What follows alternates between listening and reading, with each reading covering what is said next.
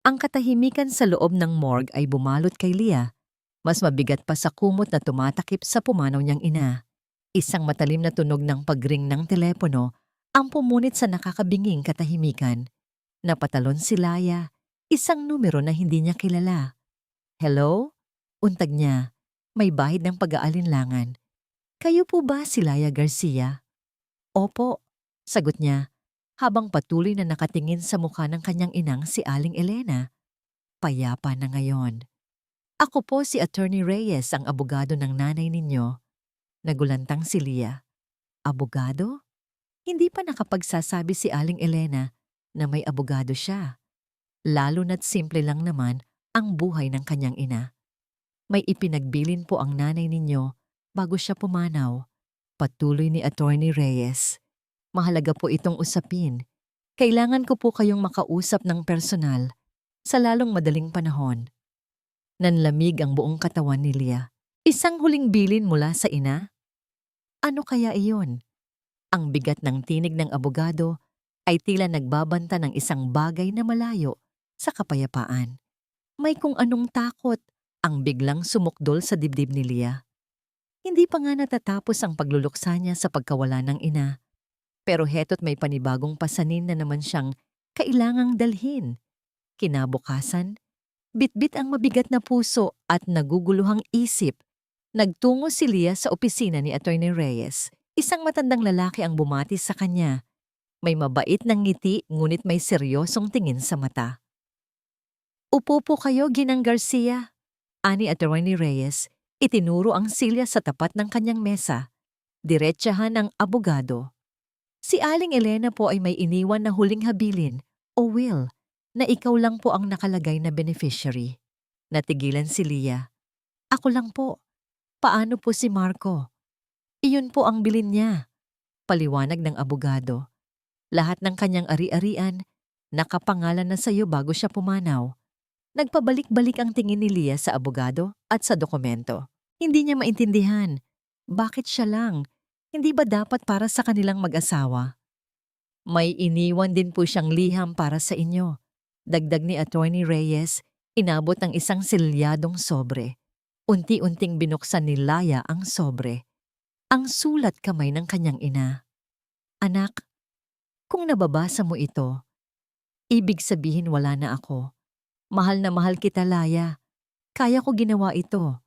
Napahinto si Leah. Bumibilis ang tibok ng kanyang puso. Ay para protektahan ka. At ang mga bata. Napasinghap si Leah. Protektahan? Mula kanino? Alam kong mahal mo si Marco, anak. Pero may mga bagay na hindi ko kayang sabihin sa iyo noon. May mga nakikita akong hindi maganda. Kung ano man ang mangyari, huwag mong sasabihin sa kanya ang tungkol dito. Itago mong mabuti ang pamanang ito. Gamitin mo ito para sa kapakanan mo at ng mga anak mo. Mangako ka, anak. Mangako ka sa akin. Nanginginig ang mga kamay ni Leah. Ang mukha niya ay namutla. Hindi niya maipaliwanag ang halo-halong emosyon na nararamdaman niya. Lungkot, pagkalito, at matinding takot. Ang huling habilin ng kanyang ina ay hindi lang isang regalo, kundi isang mabigat na pasanin. Isang lihim na kailangan niyang itago sa kanyang sariling asawa. Pagdating sa bahay, tahimik na binuksan ni Laya ang pinto. Dumiretso siya sa kwarto, dala ang mga dokumento at ang liham ng ina. Habang inilalagay niya ang mga ito sa loob ng kanyang maliit na cabinet, narinig niya ang pagpihit ng doorknob. Biglang bumukas ang pinto. Si Marco. Nakita niya ang mga kamay ni Leah na mabilis na isinara ang cabinet. Oh, nandyan ka pala, Leah, sabi ni Marco. May ngiti sa labi, ngunit ang kanyang mga mata ay nanunuri. Kanina pa kita hinahanap. May kailangan lang akong kunin. Nagtangka si Marco lumapit sa cabinet. May hinahanap ka ba? Tanong niya. Nagtataka. Pilit ngumiti si Leah. Wala. Nag-aayos lang ako ng mga lumang gamit. Biglang nagbago ang ekspresyon ni Marco. Naglaho ang nangiti. Napansin niya ang sobreng nasa ibabaw ng mesa. Hindi na yon ang sobre ng nanay ni Leah, kundi isang sobre mula sa opisina ng abogado. Sinong tumawag kanina? Tanong ni niya. Unti-unting lumalapit. May kinalaman ba yan sa mana ni Mama? Natulala si Leah. Ang dibdib niya ay humilab. Paano niya itatago ang lihim na ito sa taong pinakasalan niya? Nataranta si Leah sa tanong ni Marco. Ang ngiti nito ay naglaho, napalitan ng isang seryosong tingin na tila humuhukay sa kanyang kaluluwa. Wala yan, Marco? Pilit niyang ngiti. Mga lumang papel lang sa insurance ni Mama. Kinuha ni Marco ang sobre, binasa ang pangalan ng law firm. Attorney Reyes? Hindi ko alam na may abogado si Mama. Ah, oo, sagot ni Leah. Sinusubukang magtunog natural. Siya ang inasikaso ng mga pinsan niya sa probinsya. Alam mo naman, para sa mga dokumento. Ngumiti si Marco, ngunit hindi umabot sa kanyang mga mata. Ganoon ba? Akala ko kung ano na. Baka tungkol sa mana ni Mama. Humigpit ang hawak ni Leah sa mga papel na hawak niya. Mana. Iyon mismo ang inililihim niya. Wala naman masyadong naiwan si Mama, Marco. Paliwanag ni Leah. Sinubukan niyang ipakitang kalmado siya. Alam mo naman, simpleng buhay lang. Tumango si Marco, ngunit kitang-kita ni Leah ang paghinala sa mga mata nito. Maya-maya, niyakap niya si Leah. Siya nga pala, Leah. Naaalala mo ba yung negosyo ko? Napakunot ang noo ni Leah. Anong negosyo? Yung investment ko sa agribusiness, sagot ni Marco, tila napahiya. Medyo nabaon tayo sa utang doon, pero alam ko, makakabangon din tayo. Nagsimula na namang magkwento si Marco tungkol sa kanyang mga panaginip, kung saan nagpapakita si Aling Elena. Sinasabing gusto nitong tulungan sila, lalo na siya, Marco. Sana, Leah, sabi ni Marco, may seryosong tono. Sana ay may naiwan si Mama na kahit papaano ay makakatulong sa atin. Kahit konti lang, para makabangon tayo. Nahihirapan si Leah sa bawat salita ni Marco. Alam niyang may tinatago ang asawa at ngayon, nagsisimula na rin itong maghinala sa kanya. Kinabukasan, tumawag si Leah kay Attorney Reyes. Attorney, nagtatanong na po si Marco tungkol sa mana ni Mama. Ganoon po ba? Sagot ng abogado, kalmado. Kailangan niyo pong maging maingat, Ginang Garcia. Sabi ng nanay ninyo, may dahilan kung bakit niya ipinagkatiwala sa inyo ang lahat. Pero attorney, halos umiiyak na si Leah. Ang hirap pong magsinungaling sa asawa ko. Mas mahirap po kung malalaman niyang nagtatago kayo ng sekreto at gagamitin niya ito laban sa inyo. Payo ni Attorney Reyes. Sa ngayon, ipagpatuloy niyo lang po ang pagtatago. Kung may makikita po kayong kahina-hinala sa asawa ninyo, sabihin niyo po kaagad sa akin. Pagkatapos ng tawag, pakiramdam ni Leah ay lalo siyang nalulunod sa sitwasyon. Nakaramdam siya ng matinding guilt, pero ang takot para sa mga anak niya ang mas nangingibabaw. Isang gabi, habang naghahanda ng hapunan, naririnig ni Leah ang pagtunog ng cellphone ni Marco na naiwan sa mesa. Hindi niya ugali na tingnan ang gamit ng asawa, ngunit may kung anong nagtulak sa kanya. Nakita niya ang isang text message. Boss, kailangan na nating magbayad. Deadline bukas. Kung hindi, alam mo na ang mangyayari. Nanlaki ang mga mata ni Leah. Anong boss? Anong deadline? Anong mangyayari? Sino ang kausap ni Marco? Nang gabing iyon, tinanong ni Leah si Marco. Marco, sino ang nag-text sa'yo kanina? Anong deadline? Biglang natigilan si Marco. Ang mukha nito ay namutla. Ah, wala yan, Leah. Mga kaibigan lang. Nagbibiro lang. Pero Marco, seryoso ang dating ng text. May problema ka ba? Nagbago ang tono ni Marco. Ano ka ba, Leah? Huwag kang masyadong tsismosa. Problema ko yan. Huwag kang makialam. Bumuntong hininga si Leah. Pero asawa mo ako, Marco. May karapatan akong malaman.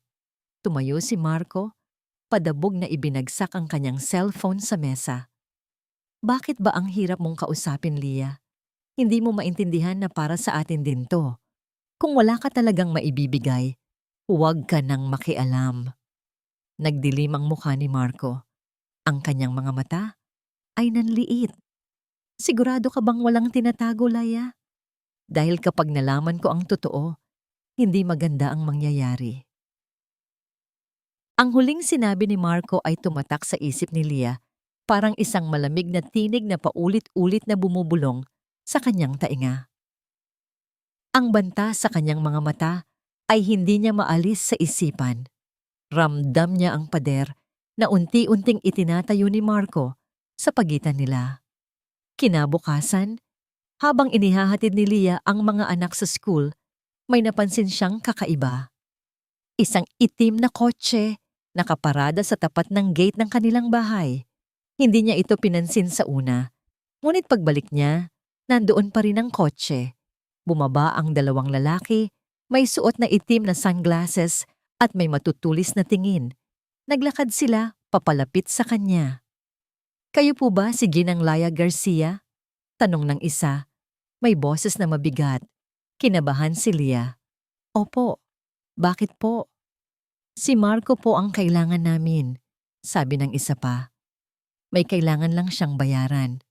"Bayaran? Ano po iyan?" Halos hindi na makahinga si Leah. Ngumisi ang isa sa kanila. "Malaking halaga, Ginang Garcia. Kung hindi siya magbabayad, baka may mangyaring masama sa kanya o sa mga taong malapit sa kanya." Bago pa makapagsalita si Laya, sumakay na ang dalawa sa kotse at umalis. Naiwan si Leah na nanginginig, parang inihagis sa isang balde ng yelo. Hindi na lang ito tungkol sa pera. Buhay na ang nakataya.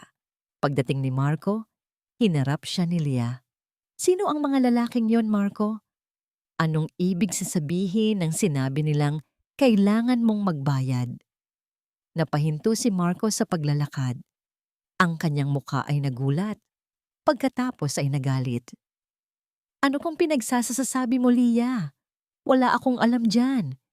"Huwag kang magsinungaling, Marco." Sumigaw si Leah. "May nagpunta dito, hinahanap ka. Sinabi nilang may kailangan kang bayaran.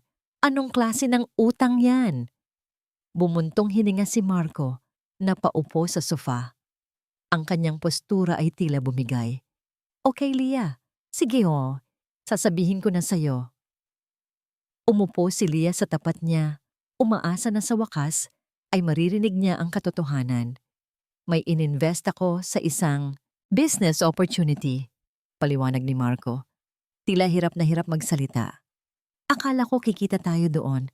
Pero naloko ako, Leah, nalugi lahat. Tapos, ang mga taong pinagkautangan ko, hindi sila ordinaryo." Nagsimula na namang magdrama si Marco. Nagkukwento kung paano siya niloko, kung paano siya nabiktima. "Kailangan ko ng malaking pera ngayon, Leah. Kung hindi, baka saktan nila ako. O mas malala, baka saktan nila tayo, ang mga bata." Biglang lumuhod si Marco sa harap ni Leah. Hinawakan ang kanyang mga kamay. "Laya, mahal ko. Kailangan ko ng tulong mo. Alam kong may naiwan si Mama. Kahit konti lang, Leah, para matakpan ang utang ko, para sa kapakanan ng pamilya natin." Pinilit niyang ngumiti. May bahid ng luha sa mga mata. "Ayaw kong mawala ka, Leah. Ayaw kong may mangyari sa mga anak natin. Tulungan mo ako, Laya. Kahit ngayong lang, makakabangon din tayo." Ngunit sa gitna ng pagmamakaawa ni Marco, hindi nawala sa isip ni Leah ang sulat ng kanyang ina. Ang mga salitang, "Para protektahan ka at ang mga bata." Kinagabihan, habang natutulog si Marco, tahimik na kinuha ni Laya ang cellphone ni niya. Naghahanap siya sa internet tungkol sa mga grupo na sinasabi ni Marco. Ang mga pangalan na lumabas ay nagpakilabot sa kanya. Hindi lang ito negosyo o nalugi. Ito ay mga sindikato, mga taong walang awa. Naalala niya ang mensahe na natanggap niya kanina. Ang banta sa pamilya. Isang matinding pagkabahala ang bumalot kay Laya. Hindi na ito laro. Hindi na ito tungkol sa tiwala. Buhay na ng mga anak niya ang nakataya. Kinabukasan, habang nasa kusina si Laya, tumunog ang kanyang cellphone. Isang unknown number. Nang sagutin niya, isang boses na malamig at puno ng pagbabanta ang kanyang narinig. "Ginang Garcia, may mensahe ako para sa'yo." "Sino ka?" Takot na tanong ni Leah. "Hindi na importante yon," sagot ng boses. "Ang importante, alam namin kung nasaan ang mga anak mo. Oras na para magbayad o ang pamilya mo ang magbabayad." Nagbagsakan ng plato at baso sa sahig. Napasigaw si Leah, punong-puno ng takot at galit. Nagmadali siyang tumakbo sa kwarto. Hinanap ang cellphone ni Marco. Gusto niyang sampalin ang asawa, sigawan, itanong kung paano nito nagawa na ilagay sa panganib ang mga anak nila. Ngunit bago pa niya mahawakan ang cellphone, nakita niya ang isang bagong text message na pumasok. Isang larawan. Larawan ng kanyang anak na lalaki, papalabas ng gate ng school. May nakalagay na text sa ibaba. "Oras na para magbayad o ang pamilya mo ang magbabayad." Nataranta si Leah. Bumagsak siya sa sahig, hawak ang cellphone na nagpapakita ng larawan ng kanyang anak. Ang tibok ng puso niya ay tila gustong kumawala sa kanyang dibdib. Panganib. Ang mga salita ng kanyang ina, ang babala ni Attorney Reyes, lahat ay nagbalik sa kanyang isipan. Hindi na siya makapapayag, hindi na siya magiging mahina. Sa isang iglap, tila nagbago ang isang bagay sa loob ni Leah. Ang takot ay napalitan ng matinding galit at pagkatapos ng isang matinding determinasyon. Kailangan niyang kumilos. Ngayon na. Agad siyang tumayo, pinunasan ang mga luha. Nanginginig pa rin ang mga kamay niya, pero ang isip niya ay matalim na. Kinuha niya ang susi ng kotse at lumabas ng bahay, hindi na inalintana kung nasaan si Marco. Diretso siyang nagmaneho patungo sa opisina ni Attorney Reyes. Habang nagmamaneho, nakaramdam siya ng halo-halong emosyon, takot, galit at isang kakaibang pag-asa. Pagdating niya sa opisina ng abogado, halos hindi na siya makapagsalita. "Attorney," sabi niya, halos maiyak. "May banta na po sa mga anak ko.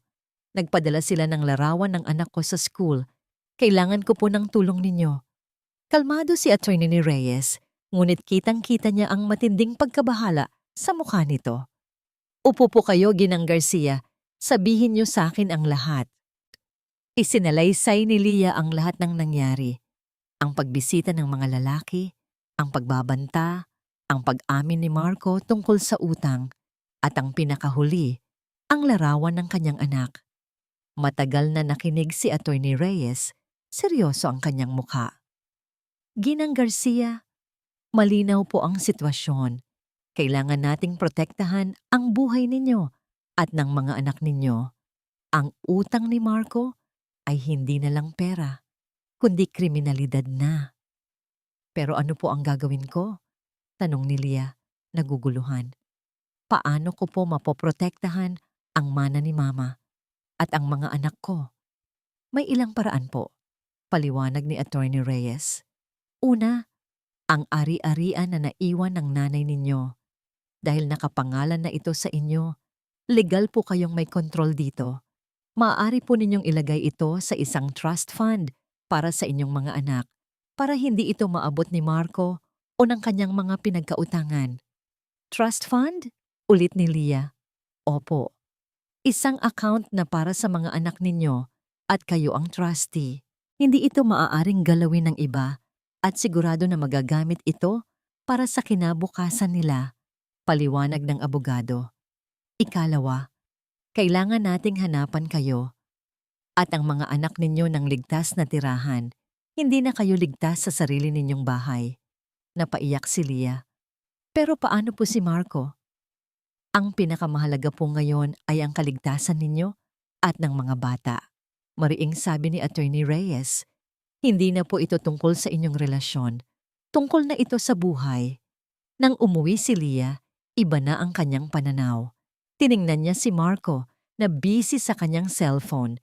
Hindi niya maintindihan kung paano ito naging bulag sa panganib na dulot ng sarili nitong kasakiman.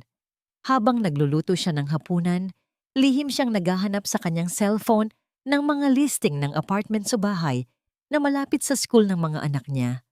Kailangan niya ng lugar na ligtas at malayo sa abot ni Marco. Sa gabi, habang natutulog na si Marco, tahimik na kinuha ni Laia ang kanyang lumang diary. Sinimulan niyang isulat ang lahat ng detalye, ang mga pagbabanta ng mga lalaki, ang pag-amin ni Marco, ang larawan ng kanyang anak. Bawat detalye ay mahalaga. Pagkatapos, lumapit siya sa cabinet kung saan niya itinago ang mga dokumento. Kinuha niya ang liham ng kanyang ina at muling binasa. Ang mga salitang, "Mangako ka sa akin," ay umalingaw-ngaw sa kanyang isipan. Kinabukasan maaga pa lang, tumawag si Attorney Reyes. "Ginang Garcia, may nakita akong magandang property, isang maliit na bahay, sa isang subdivision na may mahigpit na seguridad. Maaari po ninyo itong bilhin gamit ang pamanang iniwan ng nanay ninyo. Nakapangalan sa inyo, kaya madali lang ang transaction." Napakunot ang noo ni Leah. Bahay? Magaling! Mas maganda kung may sarili silang ligtas na tirahan. "Maari po ba akong makita ngayong araw?" Tanong ni Leah. May bahid ng pag-asa sa kanyang tinig. "Opo," sagot ng abogado. "Pero Ginang Garcia, kailangan ninyong maging maingat. Huwag po ninyong ipaparamdam kay Marco na may plano kayo." Nagtungo si Leah upang tingnan ang bahay. Simple lang, ngunit malinis at may bakod. Ang lugar ay tahimik at mukhang ligtas. Ito ang simula. Nang gabing iyon, habang nag-iimpake ng mga gamit ng mga bata, narinig ni Laia ang isang tunog mula sa sala. Dahan-dahan siyang lumabas. Nakita niya si Marco, nakayuko sa harap ng cabinet na pinagtataguan niya ng mga dokumento. Pilit nitong binubuksan ang cabinet gamit ang isang screwdriver.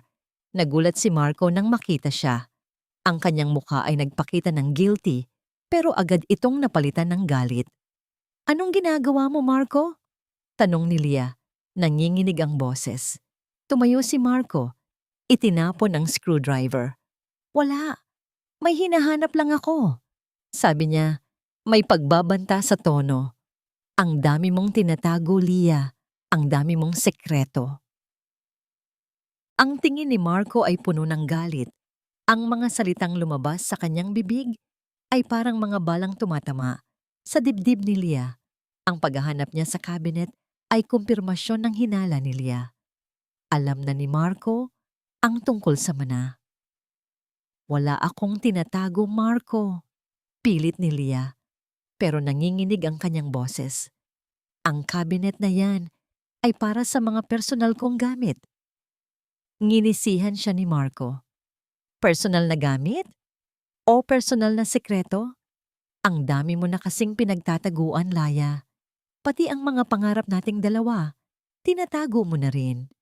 Tumalikod si Marco, naglakad patungo sa kwarto, pero ang huling tingin niya ay tila nagbabala. Naiwan si Leah sa sala. Gulo ang isip. Hindi na siya pwedeng maghintay. Kailangan na niyang kumilos. Kinabukasan, habang nasa opisina ni Attorney Reyes, pinirmahan ni Leah ang mga dokumento para sa trust fund ng mga anak niya. Doon ilalagay ang pamanang pera ni Aling Elena.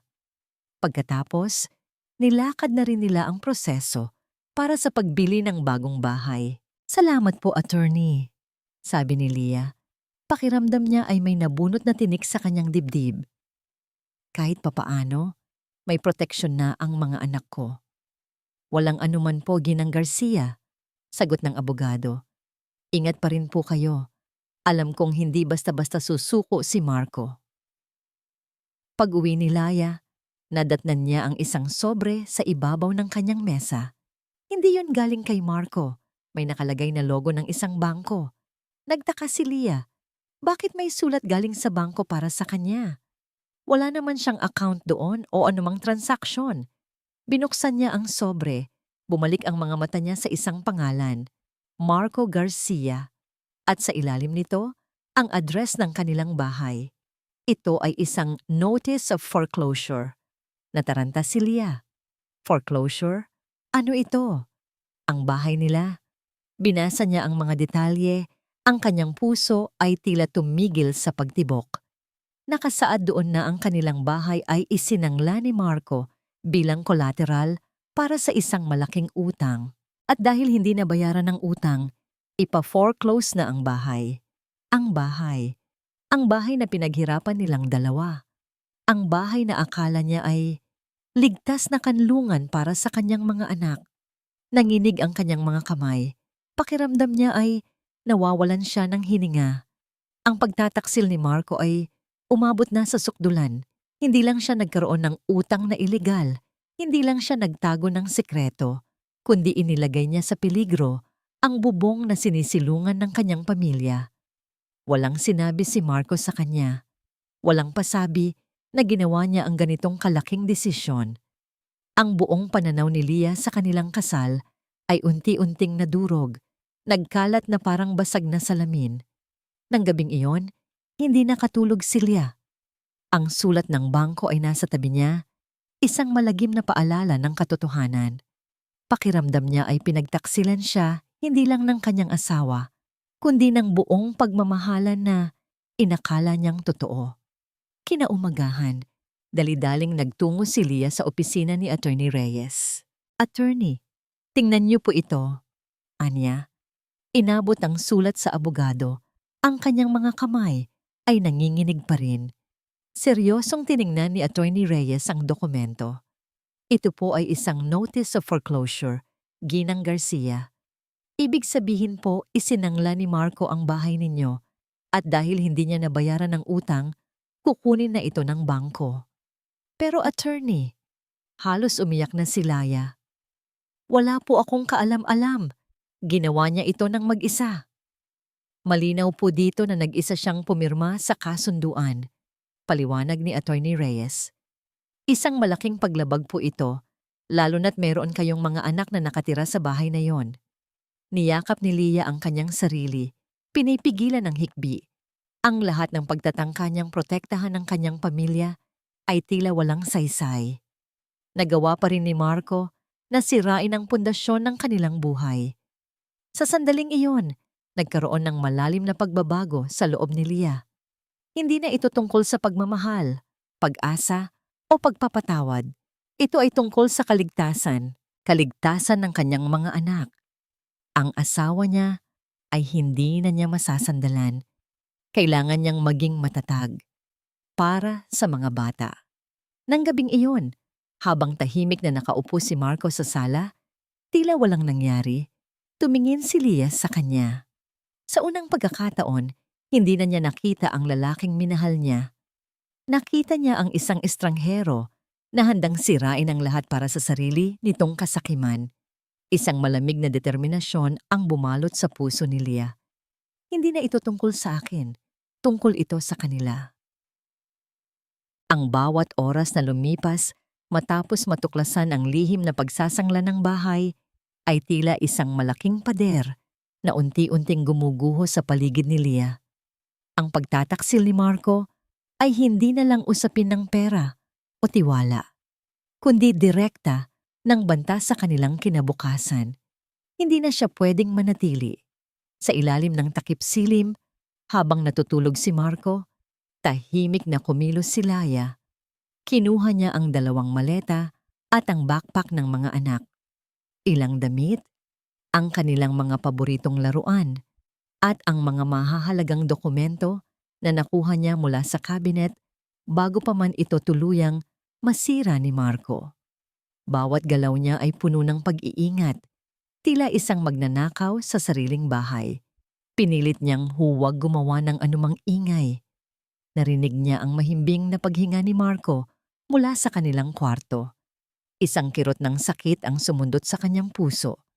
Ang lalaking ito, ang kanyang asawa, ang ama ng kanyang mga anak, ang nagtulak sa kanya sa puntong ito. Maingat niyang ginising ang mga anak. "Mga anak, gising na. May pupuntahan tayo." "Saan po, Mama?" tanong ng anak niyang si Ana. Kinukusot pa ang mga mata. "Sa isang mas magandang lugar," pabulong na sagot ni Leah, hinawakan ng kamay ng kanyang anak. Bumaba sila ng hagdan. Bawat hakbang ay may dalang takot at pangamba. Pagbukas niya ng pinto, tiningnan niya ang buong bahay sa huling pagkakataon. Ang mga alaala, ang mga pangarap na itinayo nila dito, lahat ay tila naglaho na sa hangin. Lumabas sila ng tahimik, sumakay sa kotse. Dahan-dahan niyang pinaandar ang makina, siniguro na hindi ito gagawa ng ingay. Nang tuluyan silang makalayo sa bahay, nakaramdam si Leah ng isang mabigat na paghinga. Nakalabas sila. Nagmaneho si Leah papunta sa isang maliit na apartment na inupahan niya pansamantala, malapit sa paaralan ng mga anak niya. Hindi ito kasing laki ng kanilang bahay, ngunit ligtas ito at malayo kay Marco. Pagdating nila, inayos agad niya ang mga gamit. Ang mga bata ay nagtataka, pero sinubukan niyang maging matapang. "Magbakasyon muna tayo dito, mga anak," sabi niya, pilit nang ngumingiti. Kinabukasan, tumunog ang cellphone ni Leah. Si Marco, nag-aalangan siyang sagutin, ngunit sinubukan niya. "Laya, nasaan kayo? Bakit kayo umalis?" Galit na sigaw ni Marco. "Hindi ko na kaya, Marco." Mahinahon na sagot ni Leah, pilit na pinipigilan ang luha. "Hindi ko na kayang manatili sa bahay na yan. Ayaw kong ilagay sa panganib ang mga anak ko." "Panganib? Ako ang asawa mo, Leah. Ako ang ama ng mga bata. Anong pinagsasasabi mong panganib?" Sigaw pa rin ni Marco. "Hindi ka na ang Marco na kilala ko," sabi ni Leah. May bahid ng sakit sa kanyang tinig. "Ang Marco na kilala ko, hindi magsasangla ng bahay nang walang paalam. Ang Marco na kilala ko, hindi ilalagay sa peligro ang sarili niyang pamilya." Nagsimulang magmura si Marco. "Bumalik kayo dito, Leah. Kung hindi, sisiguraduhin kong wala kang matitira. Pati ang mga bata, kukunin ko sa'yo." Hindi na pinatapos ni Leah ang sasabihin ni Marco. Pinatay niya ang tawag. Nanlamig ang kanyang mga kamay, pero matatag ang kanyang puso. Hindi na siya magpapadaig. Pagkatapos noon, patuloy ang pagtawag at pag-text ni Marco. Mga pagbabanta, pagmamakaawa, pagsisisi, ngunit hindi na umimik si Leah. Alam niyang kailangan niyang maging matatag. Sa loob ng ilang araw, naramdaman ni Laya ang matinding pag-iisa. Nag-aalala siya para sa mga anak niya, sa kanilang kinabukasan. Ang mundo niya ay tila bumaliktad. Ngunit sa bawat pagtingin niya sa mga anak na masayang naglalaro, nakakakuha siya ng lakas. Isang gabi, habang nagbabasa ng kwento sa mga anak niya, may kumatok sa pinto. Kinabahan si Laya. Tumayo siya. Dahan-dahan siyang lumapit sa pinto at sumilip sa peephole. Wala si Marco. Si Attorney Reyes. May kasama itong isang babae. Binuksan ni Leah ang pinto. "Attorney? Ginang Garcia, huminahon po kayo," sabi ni Attorney Reyes. "Siya po si Ginang Cruz, isang social worker. Makakatulong po siya sa inyo at sa mga anak ninyo. Nandito po kami para protektahan kayo." Naramdaman ni Laya ang isang malaking ginhawa. Hindi siya nag-iisa. Mayroon pa rin siyang kakampi. "Pero attorney," sabi ni Laya, "si Marco, nagbabanta pa rin siya." Tiningnan ni Attorney Reyes si Laya. Ang kanyang mga mata ay puno ng pag-unawa. "Hindi na po kayo dapat matakot, Ginang Garcia. Dahil simula ngayon, may kasama na kayo sa laban na ito." Ang pagdating ni Ginang Cruz kasama si Attorney Reyes ay parang isang liwanag sa madilim na kabanata ng buhay ni Leah. Sa wakas, hindi na siya nag-iisa. May mga profesional na handang tumulong sa kanya. "Ginang Garcia, kailangan po nating idokumento ang lahat." Paliwanag ni Ginang Cruz, isang babaeng may malumanay na boses ngunit may matatalim na obserbasyon. Ang bawat pagbabanta ni Marco, ang bawat insidente, mahalaga po ito para sa inyong kaso. Doon nagsimulang gumawa si Leah ng isang detalyadong talaarawan. Isinulat ang bawat mensahe, bawat tawag, at bawat pagbabanta na natanggap niya mula kay Marco. Ikinuwento niya rin ang mga insidente ng pagdating ng mga nagbabanta sa kanilang bahay. Bawat detalye ay tila nagpapagaan sa kanyang dibdib na ngayon ay may kasama na siyang lumalaban. Ang pera po mula sa mana ng nanay niyo na ilagay na po sa trust fund para sa mga bata. Sabi ni Attorney Reyes, hindi na po ito kayang galawin ni Marco at ang bahay na inupahan niyo ngayon ay under my name para walang makahanap sa inyo. Nakahinga ng maluwag si Lia. Ang bawat hakbang ay tila nagpapatibay sa kanyang paninindigan. Ang babala ng kanyang ina ay hindi niya ipinagsawalang bahala. Isang hapon, nakatanggap ng tawag si Lia mula sa kanyang matalik na kaibigan, si Aling Nena. Nag-aalala si Aling Nena kay Laya dahil hindi na niya ito nakikita at naririnig. Lia, nasaan ka? Bakit hindi ka na nagpaparamdam? May problema ba kayo ni Marco? Tanong ni Aling Nena, puno ng pag-aalala. Doon nagsimulang magkwento si Lia kay Aling Nena ang lahat ng paghihirap na pinagdadaanan niya. Nakinig lang si Aling Nena at nang matapos si Lia, niyakap niya ito. Tama ang desisyon mo, Lia, sabi ni Aling Nena. Masakit, pero kailangan mong piliin ang kaligtasan ng mga anak mo. Huwag kang mag-alala. Nandito lang ako para sa'yo. Ang suporta ni Aling Nena ay nagbigay ng panibagong lakas kay Laya. Hindi lang siya may legal na tulong, kundi may kaibigan din siyang masasandalan sa emosyonal na laban. Isang araw, habang nag-uusap sila ni Attorney Reyes, may mahalagang ideya ang abogado. Ginang Garcia, kailangan natin ng malinaw na ebidensya ng pagbabanta ni Marco. Kung makukuha po natin ang kanyang pag-amin o pagbabanta ng nakarecord, mas matibay ang ating kaso. Nag-aalangan si Lia. Pero paano po? Haharapin po natin si Marco, paliwanag ni Attorney ni Reyes. Pero kailangan po nating itong paghandaan. Isang pulong kung saan kayo ay may hidden recorder. O kaya, isang tawag sa telepono na nakarecord. Kinabahan si Lia. Ang ideya na muling harapin si Marco at magnakaw ng ebidensya mula sa kanya ay nagpataas ng kanyang kaba. Pero alam niyang kailangan niya itong gawin para sa mga anak niya. Nagsimulang magplano si Lia at Atty. Reyes. Isang tawag sa telepono ang napagkasunduan nilang gawin. Ilalagay ni Laya ang telepono sa speaker at nakarecord ang buong usapan. Isang gabi, habang naghahanda si Lia para sa tawag, nakaramdam siya ng matinding takot. Pero tiningnan niya ang mga anak niya, mahimbing na natutulog. Para sa inyo, mga anak. Bulong niya sa kanyang sarili. Kinuha niya ang cellphone niya at pinindot ang numero ni Marco. Sinigurado niya na nakarecord ang tawag. Hello? Sagot ni Marco. Ang boses nito ay may bahid ng galit at pagtataka. Marco, sabi ni Lia, pilit na pinatitibay ang kanyang boses. Kailangan nating mag-usap. Mag-usap? Bakit kayo umalis? Alam mo ba ang ginawa mo? Nandito na ang mga collector, Lia. Humahanap sila ng pera. Ibigay mo sa akin ang mana ni Mama. Sigaw ni Marco. Hindi ko ibibigay ang mana ni Mama sa'yo, Marco. Matatag na sagot ni Laya. Hindi na ako magpapagamit sa'yo. Ginawa mo na akong tanga sa pagsasangla mo ng bahay. Pagsasangla? Wala akong sinasangla. Kasalanan mo yan.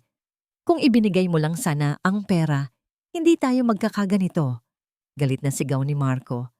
Sisiguraduhin kong magbabayad ka, Lia. Hindi ka makakatakas sa akin. Pati ang mga bata, kukunin ko sa'yo. Nagsimulang mag-threaten si Marco. Ang kanyang boses ay nagiging mas marahas. Bawat salita ay naitala sa recorder. Pinatay ni Lia ang tawag. Nanginginig ang buong katawan. Ginang Garcia, nakuha na po natin, sabi ni Attorney Reyes na nasa kabilang linya sa kabilang cellphone, nakikinig sa recording. Malinaw na ebidensya, handang-handa na po tayo. Nahulog ang cellphone ni Lia sa kanyang kamay. Ang pakiramdam niya ay halo-halo. Takot, galit at isang matinding pagod. Pero sa likod ng lahat ng ito, may isang boses sa kanyang isipan na nagsasabing, malapit na. Malapit na itong matapos, pero ang sinabi ni Attorney Reyes ay umalingaw-ngaw sa kanyang isipan.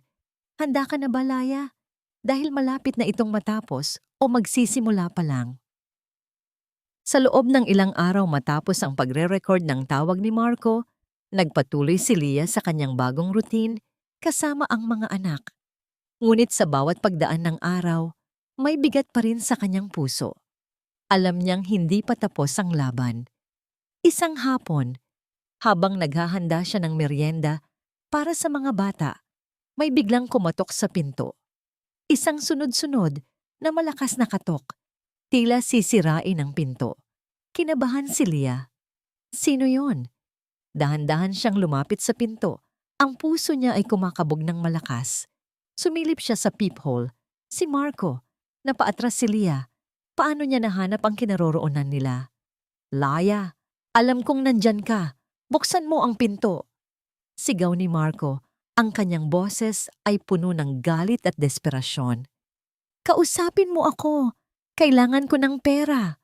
Tinulak ni Leah ang mga bata sa loob ng kwarto. Manatili kayo dito, mga anak. Huwag kayong lalabas. Mama, sino po yan? Tanong ni Ana. Takot ang mga mata. Wala, anak. Manatili lang kayo dito, sabi ni Leah. Pilit na pinatitibay ang sarili. Nagsimulang sipain ni Marco ang pinto. Gumalaw ang pintuan sa bawat sipa. Alam ni Laya na hindi ito magtatagal. Wala siyang choice kundi harapin ito. Binuksan niya ang pinto. Nakita niya si Marco. Ang kanyang muka ay maga at gulo. Ang kanyang mga mata ay nanlilisik. Amoy alak ito. Marco, ano ang ginagawa mo dito? Tanong ni Laya. Ang kanyang boses ay nanginginig. Kailangan ko ng pera, Laya. Sigaw ni Marco. Humakbang papasok. Nasaan ang mana ni Mama? Ibigay mo sa akin. Hindi ko ibibigay sa iyo, Marco. Matatag na sagot ni Laya. Wala kang karapatan. At sinangla mo ang bahay natin. Paano mo nagawa yon? Ngumisi si Marco. Puno ng paghamak. Kasalanan mo, Leah. Kung ibinigay mo lang sana ang pera sa akin, hindi sana tayo magkakaganito. Ako ang asawa mo. Karapatan kong malaman kung nasaan ang pera. Wala kang karapatan, Marco. Sumigaw si Leah. Ang pera na yan ay para sa mga anak ko. Pinrotektahan ko lang yung mga anak ko mula sa'yo. Lumapit si Marco kay Leah. Hinawakan ang kanyang braso ng mahigpit. Huwag mo akong lalabanan, Leah. Hindi ka makakaalis sa akin. Ibibigay mo ang pera sa akin ngayon din. Hindi! Sigaw ni Leah. Pilit na kumakawala sa hawak ni Marco. Hindi ko ibibigay. Sa galit ni Marco, itinulak niya si Leah. Bumagsak si Leah sa sahig. Ang kanyang ulo ay tumama sa gilid ng mesa. Nakaramdam siya ng matinding sakit. Tumayo si Marco sa harap niya. Ang kanyang mukha ay puno ng pagkamuhi. Hindi ka makakaalis sa akin, Leah. Ang pera ay akin. At ang buhay mo ay nakakamay ko. Naramdaman ni Laya ang hapdi sa kanyang ulo. Unti-unting lumabo ang kanyang paningin. Naririnig niya ang mga sigaw ng mga anak niya mula sa kwarto. Ang takot na nararamdaman niya ay hindi niya inakala na mararamdaman niya muli. Ang lahat ng kanyang pinaghirapan, ang lahat ng kanyang pagtatangka na lumaban ay tila walang saysay. Nakikita niya ang galit sa mga mata ni Marco at alam niyang hindi na siya makakaligtas. Pakiramdam niya ay wala na siyang magagawa. Nagsimulang tumawa si Marco, isang tawa na puno ng pagtatagumpay at pagkabaliw. Ngayon, Laya, ibibigay mo na sa akin ang pera o kukunin ko ang lahat sa iyo. Nagsimulang dumugo ang ulo ni Leah. Ang kanyang mga mata ay unti-unting nagsara. Hindi na siya makagalaw.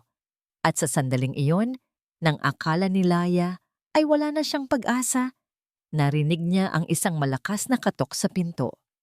Isang katok na hindi mula kay Marco.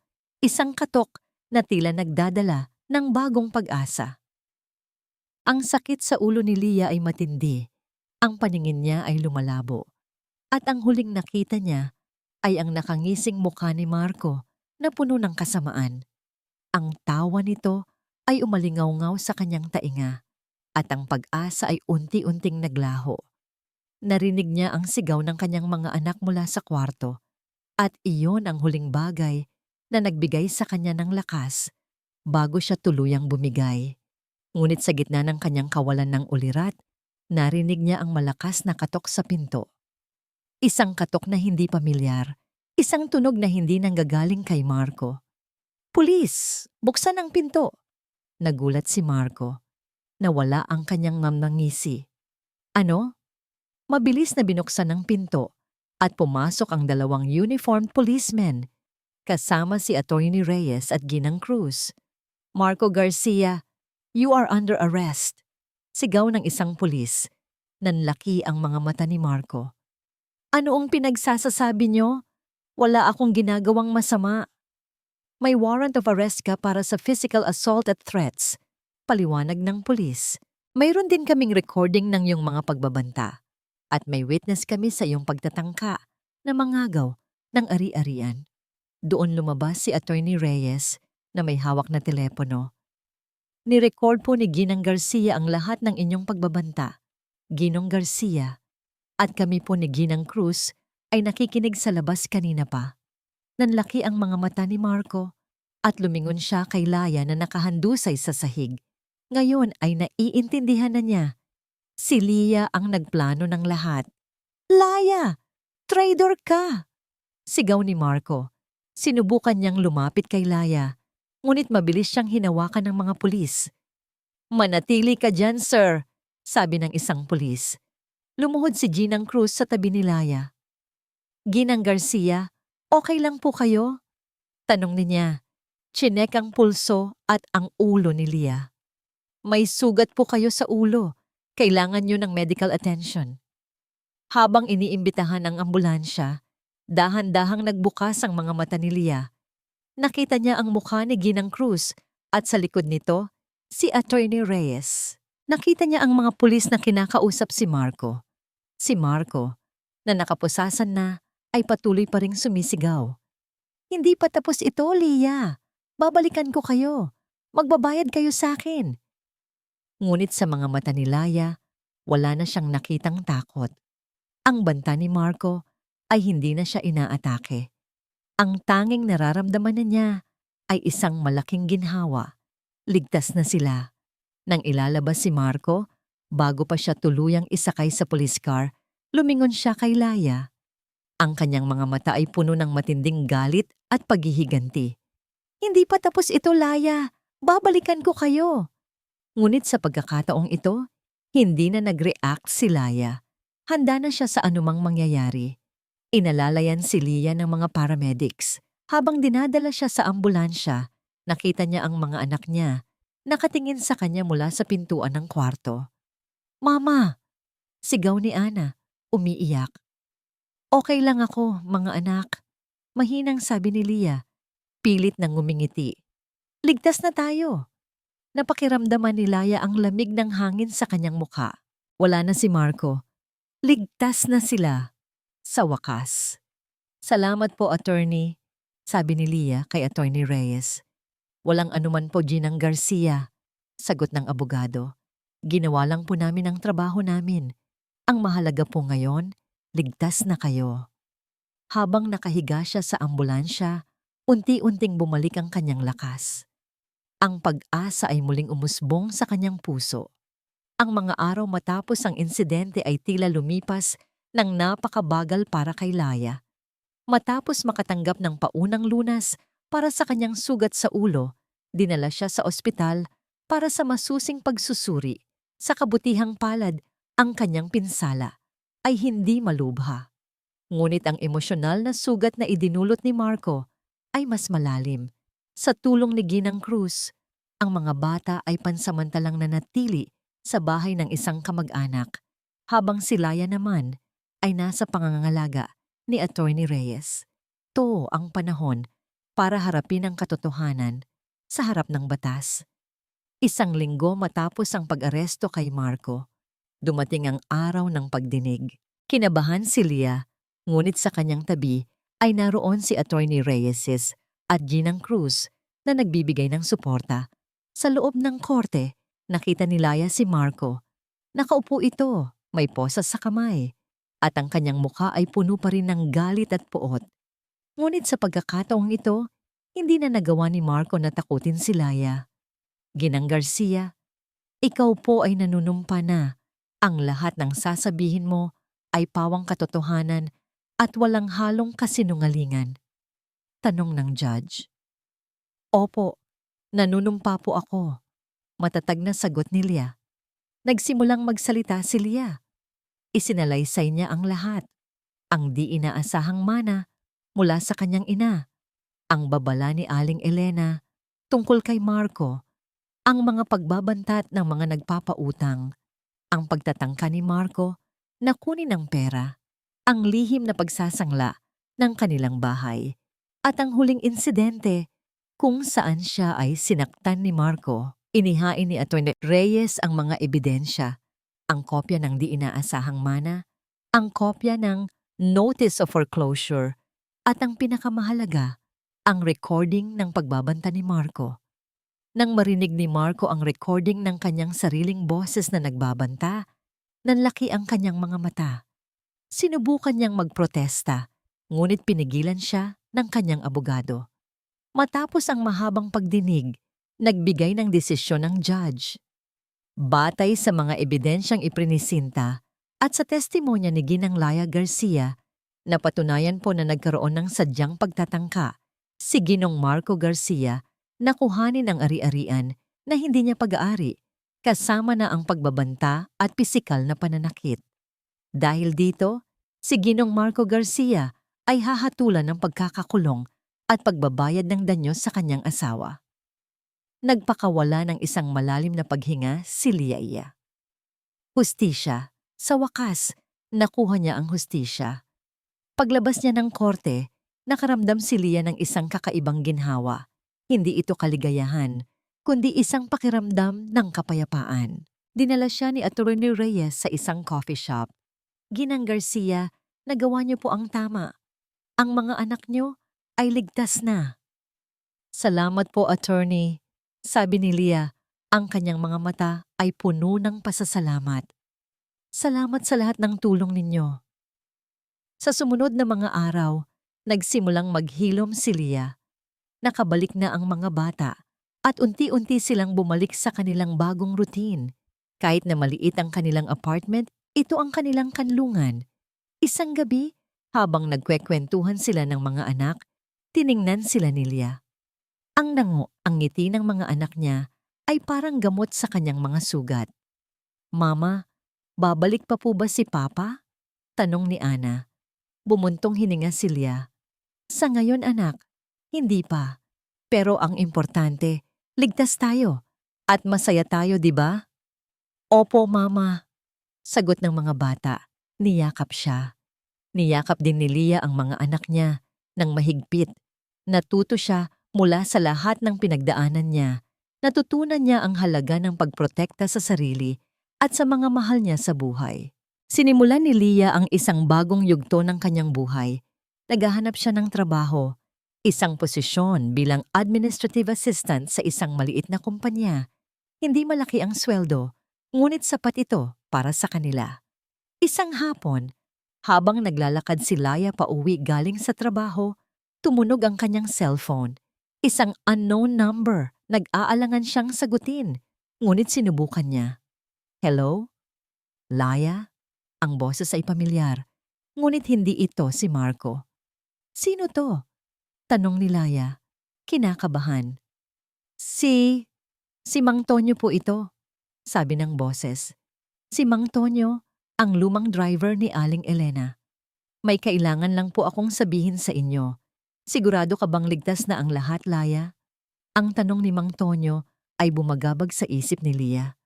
Sigurado ka bang ligtas na ang lahat, Laya? Bakit niya naitanong yon? Ano pa ang hindi niya alam? Subalit bago pa siya makasagot, naputol ang tawag. Sinubukan niyang tawagan ulit, ngunit hindi na ito sumagot. Ito ay isang bagong kabanata. Ngunit tila may isang anino pa ring nakasunod sa kanya, isang pag-aalinlangan na hindi niya maialis sa kanyang isip.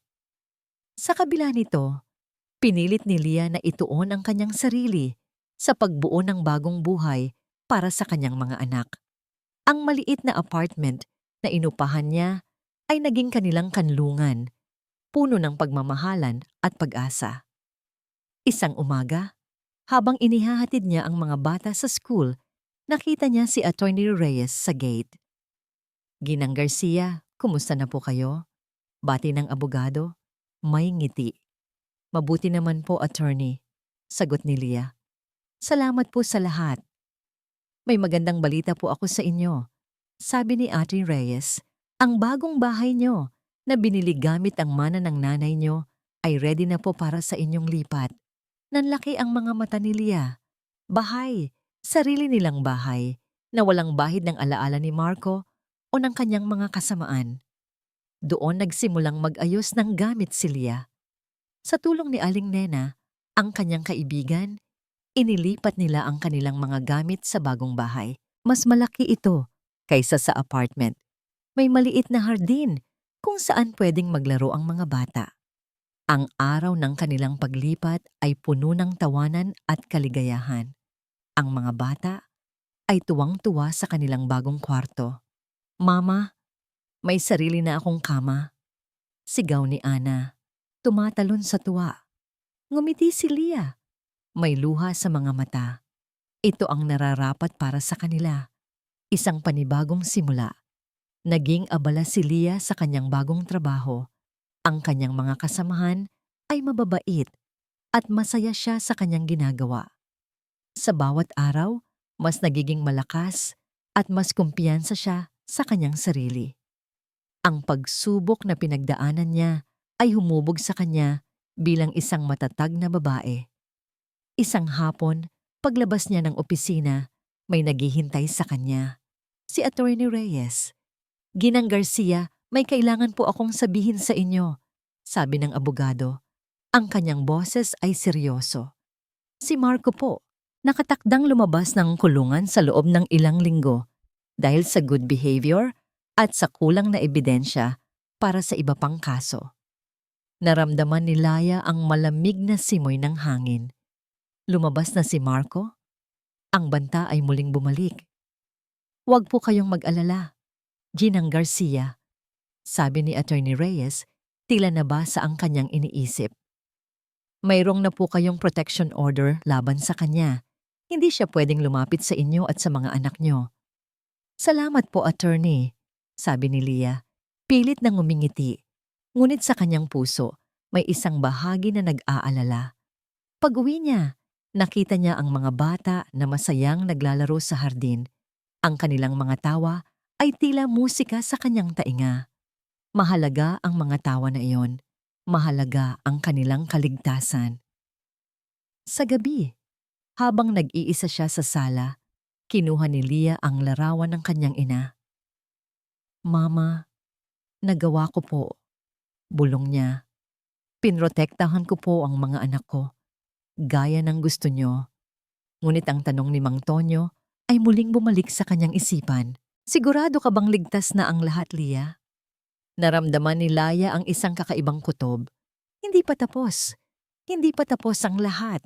Kinabukasan, habang naglalakad si Laya patungong trabaho, may napansin siyang isang itim na kotse na nakaparada sa di kalayuan. Hindi niya ito pinansin sa una. Ngunit nang tiningnan niya ulit, may isang lalaking nakaupo sa driver's seat na katingin sa kanya. Pamilyar ang mukha nito. Hindi siya si Marco. Ngunit may bahid ng pagkabahala sa puso ni Laya. Pinilit niyang huwag magpanik. Tumawid siya sa kabilang kalsada at nagmamadaling pumasok sa kanyang opisina.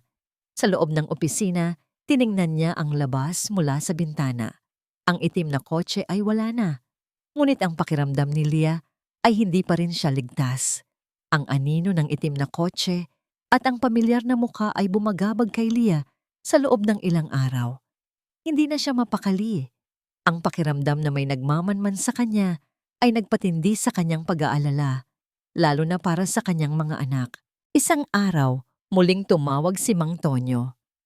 Sa pagkakataong ito, hindi na naputol ang tawag. "Ginang Laya," bulong ni Mang Tonyo, "alam ko pong may nagmamanman sa inyo. Si..." Si Kuya Ben po yan, ang dating driver ni Ginong Marco. Nanlamig si Laya. Kuya Ben, bakit po Mang Tonyo? Ano po ang gusto niya? May gustong malaman si Ginong Marco mula sa inyo, Laya. Paliwanag ni Mang Tonyo. Ang tunay na pinagmulan ng kayamanan ni Aling Elena. Naguluhan si Laya. Pero Mang Tonyo, wala namang ibang kayamanan si Mama, kundi ang naiwan niya sa akin. Hindi po, Laya. Sabi ni Mang Tonyo. May isa pa. Isang lupaing binili ni Aling Elena bago pa siya nagkasakit. Hindi niya ito ipinasok sa di inaasahang mana. Personal po niya itong iniwan sa akin para ibigay sa inyo kapag may mangyaring masama kay Marco. Nanlaki ang mga mata ni Laya. Isa pang mana? Bakit? Ipinagbilin po ni Aling Elena na huwag ko po itong ibibigay sa inyo hanggat hindi pa nalalaman kung ano ang mangyayari kay Marco. Takot po siyang gamitin ulit ni Marco ang pera. At alam din po niyang may iba pang kasamaan si Marco na hindi niyo pa nalalaman. Paliwanag ni Mang Tonyo. Nakaramdam si Lia ng matinding pagkabigla. Ang kanyang ina, bago pa man pumanaw, ay mayroon ng plano. Isang plano na protektahan siya sa lahat ng posibleng paraan. Agad na nakipagkita si Lia kay Mang Tonyo kasama si Attorney Reyes. Doon, inihayag ni Mang Tonyo ang lokasyon ng isang lupain sa probinsya, isang lupaing may malaking potensyal sa agrikultura. Ang lupain na ito ay binili ni Aling Elena gamit ang sarili niyang pera at hindi ito kasama sa mga naunang ari-arian. Ang lupaing ito, Ginang Garcia, ay galing sa pinaghirapan ng nanay niyo, sabi ni Attorney Reyes. At mukhang ito ang tinutukoy ni Marco. May impormasyon siya na may isa pang mana pero hindi niya alam kung nasaan. Doon naintindihan ni Lia ang lahat. Ang pagbabanta ni Marco, ang kanyang pagiging desperado, lahat ay dahil sa lupain na ito. Huwag po kayong mag-alala, Ginang Garcia, sabi ni Attorney Reyes, dahil ang lupaing ito ay nakapangalan na sa inyo. At dahil sa protection order, hindi na po kayang lapitan kayo ni Marco. Nakahinga ng maluwag si Laya. Ang huling kabanata ng kanyang pagsubok ay natapos na. Ang lahat ng pag-aalinlangan ay naglaho na. Sa loob ng ilang taon, nagpatuloy si Laya sa pagtatrabaho. Ang lupain na iniwan ni Aling Elena ay ginamit niya para sa isang organic farming project na nagbigay ng trabaho sa mga tao sa probinsya. Unti-unti, ang negosyo ay lumago at naging matagumpay si Lia.